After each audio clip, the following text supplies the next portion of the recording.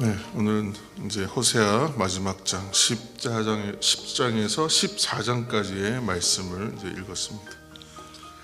우리가 잘 아는 성경의 비유가 하나 있죠. 누가복음에 나오는 이제 비유가 있습니다. 누가복음 15장에는 잃어버린 것에 대한 세 가지 이야기가 나오는데 그 가운데 우리가 제일 잘 아는 얘기가 아마 이 얘기일 것입니다. 곧 두 아들 비유 또는 탕자의 비유라고 이제 유명한 이야기죠. 아들이 아버지가 돌아가시면 받을 재산, 이제 곧 유산인데, 아직 생존에 계신데도 불구하고 아버지한테 자신의 몫을 미리 달라고 이제 합니다.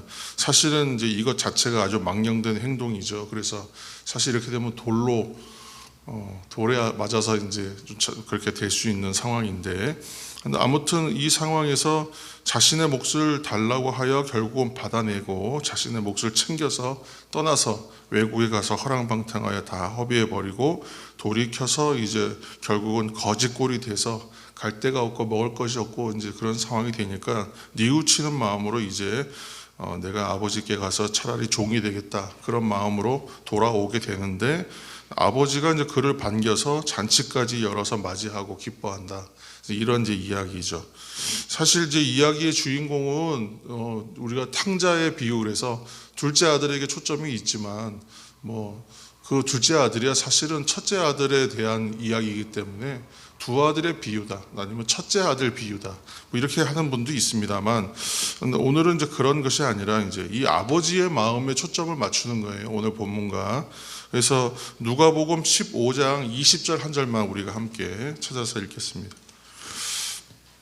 신약성경 누가복음 15장 20절 말씀입니다.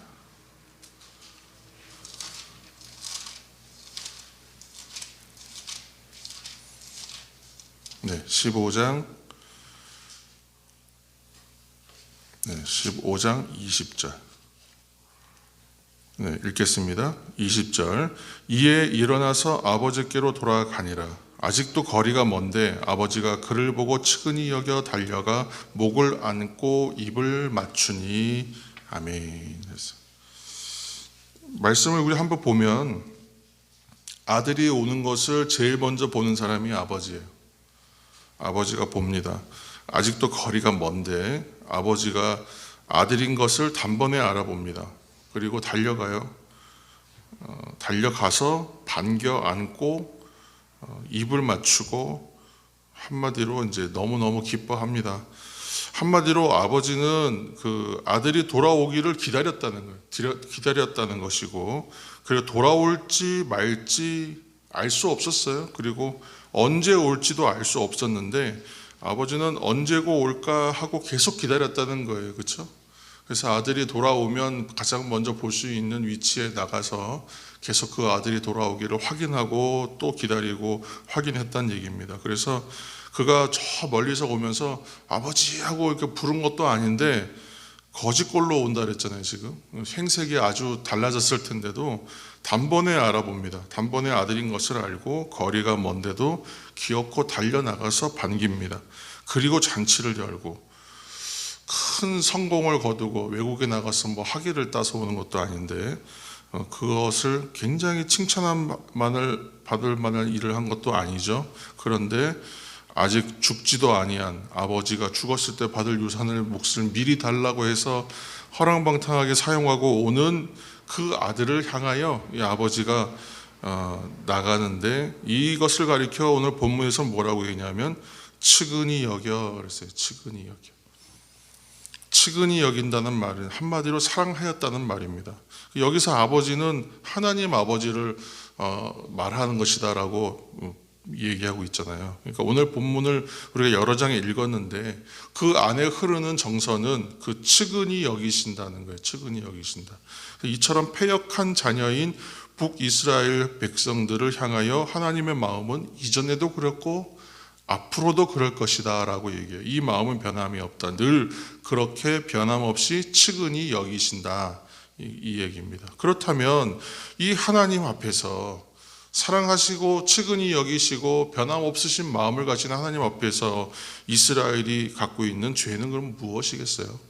10장 2절, 오늘 호세아서 읽었습니다. 우리가 10장 2절 말씀을 한 절 읽겠습니다. 10장 2절 그들이 두 마음을 품었으니 이제 벌을 받을 것이라. 하나님이 그 제단을 쳐서 깨뜨리시며 그 주상을 허시리라. 아멘. 두 마음을 품은 것이 죄다, 이렇게 얘기합니다.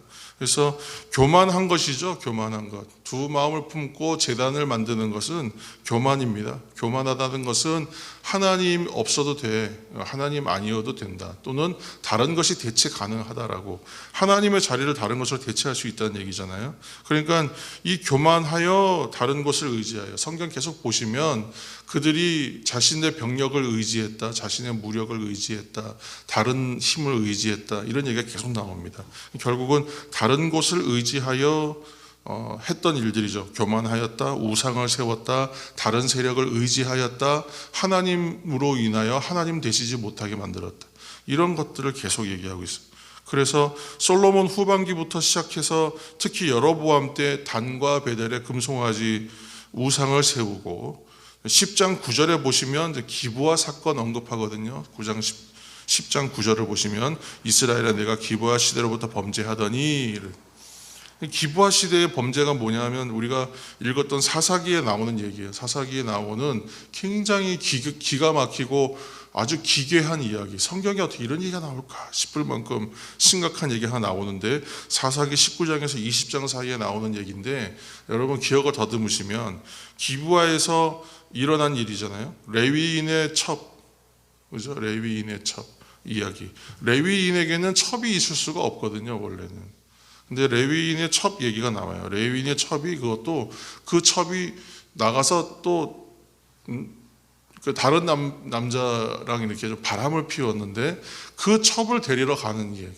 그래서 그 첩을 어떻게 데리고 왔는데, 이 첩과 함께 가다가 기브아에서 하루 묵는데 거기에서 생기는 일이잖아요. 그래서 거기에서 기브아의 사람들이 그와 상관하겠다, 사실은 이제 동성 간에 상관하겠다는 거, 그래서 그거를 이제 피하려고 여성들을 희생시키는 얘기예요. 그래서 레인의 첩을 능욕하고 죽게 해서 이게 이제 문제가 되면서 지파 간의 대전으로 번져가지고, 베냐민 지파가 처음에 2번 이기고 3번째는 지잖아요. 그러면서 수만 명이 죽고 단 600명만 남겨놓고 다 죽게 되는 그런 베냐민 지파가 멸족될 뻔했던 그 이제 기괴한 사건입니다. 근데 이 사건이 좀 특별히 언급되는 이유가 뭐냐면, 지금 북이스라엘이 범죄하고 있는 이 현실의 상태가 예전에 소돔과 고모라와 비교할 만큼 심각한 일이다. 소돔과 고모라는 어떻게 됐어요? 심판됐잖아요. 아예 없어졌잖아요.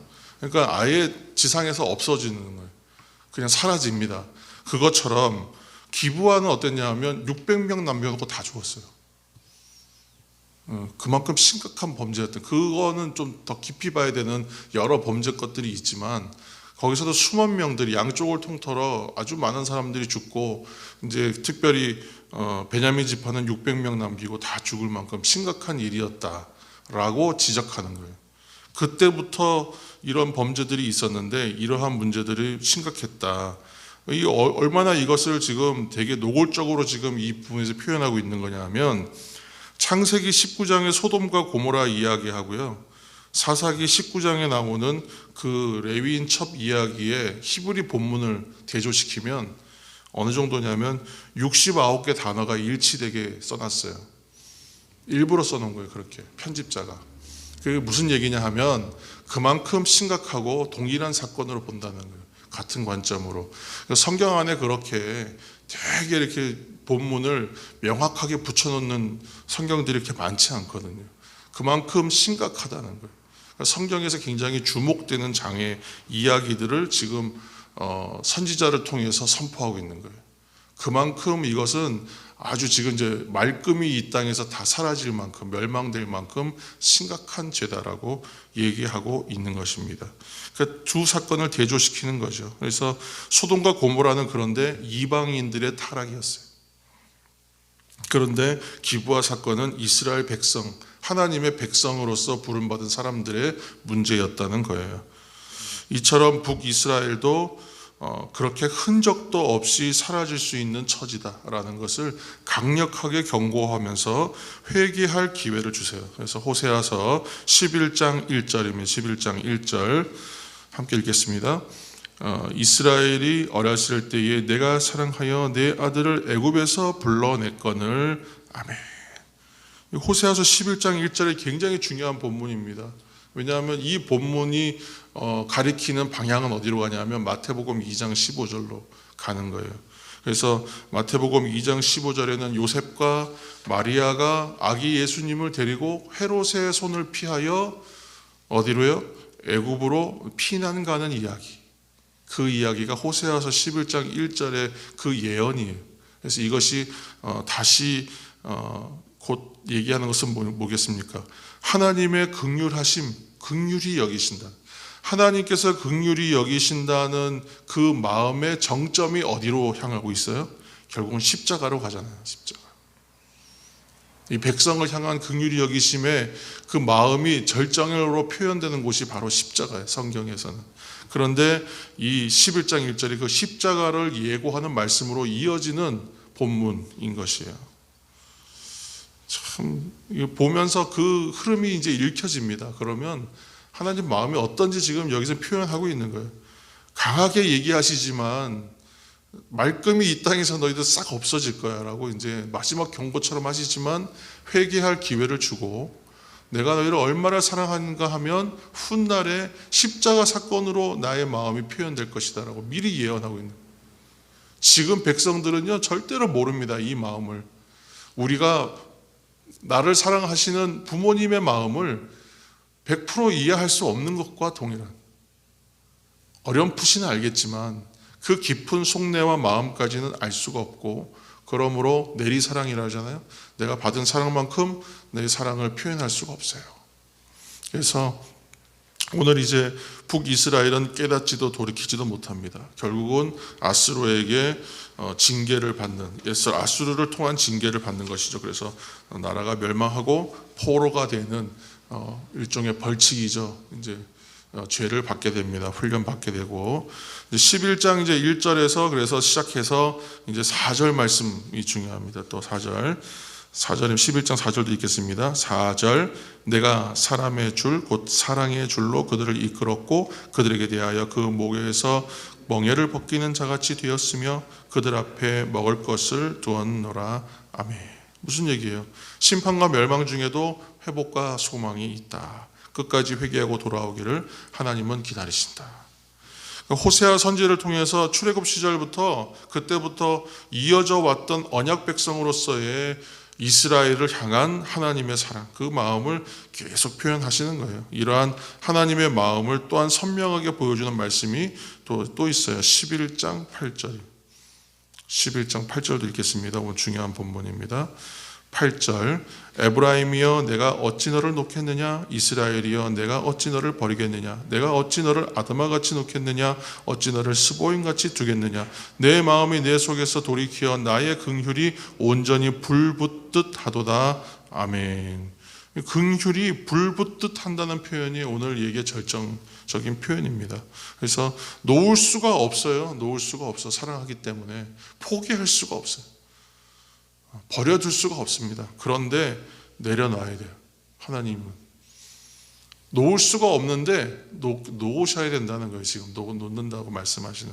그래서 자녀를 향한 하나님의 사랑, 그게 이제 예수 그리스도 십자가로 이제 절정을 이루면서 이어지는 그 호세아서의 오늘 이야기입니다.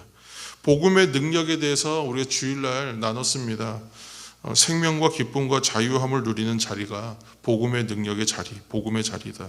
그래서 항상 우리가 그렇게 말씀드렸어요. 어느 상황에 있든지 지금 있는 자리에서 그 자리에서 회개하고 돌이키면 시작할 수 있다 그랬어요. 그것이 능력이에요. 복음의 능력. 근데 오늘 왜 그러냐, 그 복음의 능력의 근거는 뭐냐면 긍휼이 불붙는 것 같은 마음이시기 때문에 하나님께서, 하나님이 그런 하나님이시기 때문에 지금 이 복음이란 말이 가능한 거예요. 그 긍휼의 여기심, 그 긍휼이 여기신다. 오늘 이 말씀을 기억하시는 새벽에 되시기를 예수님이 축원합니다. 하나님은 오늘도 먼 발치에서 언제고 돌아올까 기다리고 계십니다. 온라인으로 또 하나님의 말씀을 또 복음을 들을 수가 있는 기회가 있으시다면 누구든지 다시 하나님 앞으로 나아가면 됩니다. 하나님 앞으로 나오시길 바랍니다. 여호와께 돌아가시는 여호와께로 돌아가자.